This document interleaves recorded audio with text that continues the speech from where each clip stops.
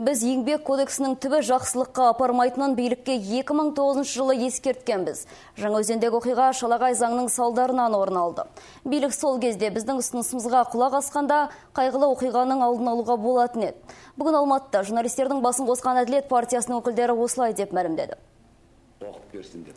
Өз бағдарламаларын таныстырған әділеттіктер халықтың әлеуметтік жағдайын көтеруді басты мақсат етіп алған. Ол үшін ең төменгі күнкөріс деңгейі туралы бірқатар заңдарды қабылдау ұсынады. Ол арқылы мемлекеттік қызметкерлердің жалақысы мен зейнеткерлердің зейнетақысын көтеруді көздейді. Қаржыны сырттан іздеудің қажеті жоқ, оны есептеу әдісін өзгерту керек. Батыс Қазақстандағы мұнайшылар қақтығысы осы мәселелерді ескермеуден туындаған дейді әділеттіктер. 160-тай жаңағы біз өзгеріс ұсынғанбыз. Сонда айтқанбыз біз.